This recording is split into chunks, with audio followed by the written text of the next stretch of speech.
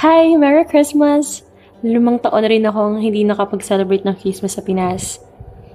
Ano nga ba yung mga Paskong OFW? Ano nga ba yung mga realizations ko simula nung hindi na ako nakapagpasko sa Pilipinas?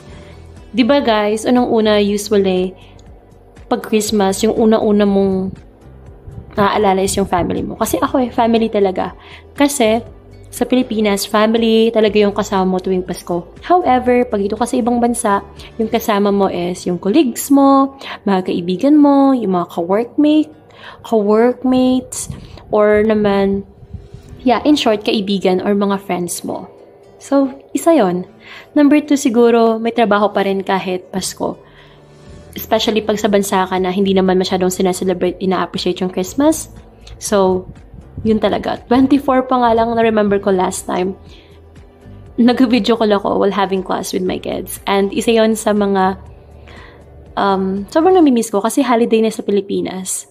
So yun, may pasok pa rin kahit Pasko.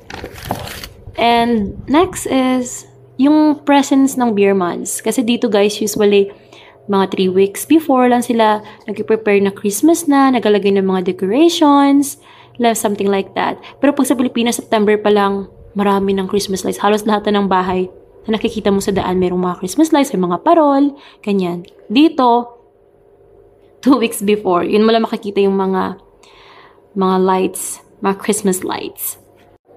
Yes, ang presence talaga ng Christmas, ibang-iba sa Pilipinas. Next is kung sa Pinas ka, maraming pagkain at regalo. Dito din naman, maraming regalo at mga pagkain. Pwede kang rin magluto, pwede kang umorder sa Lazada or sa kahit anong shops dyan kasi marami naman nagbebenta na ng mga foods, especially mga ingredients galing sa Pilipinas. Pero iba pa rin talaga yung pinigay ng kapitbahay. Yung natikman mo lahat ng pagkain Pinoy kasi pinigyan ka ng kapitbahay mo na masasarap na pagkain. So, pag sa inyo, kunwari meron kayong pansit, tsaka adobo, humba, at mga salad. Yung kapitbahay mo naman nagluto ng lumpia, ganon, meron silang mango juice. So, bibigyan ka nila. Ganon kasi kami way back sa amin eh. Kayo rin ba? So, eto yung mga namimiss ko talaga sa Pilipinas. Well, it's a choice, pero ganito talaga. So, eto lang naman yung mga ilan na parang na-realize ko kasi siguro malayo ko sa pamilya ko. Hindi ko naman sinasabi na napakalungkot. Pero, yun talaga, ibang-iba. Ibang-iba yung Pasko sa Pinas. Kaya nga may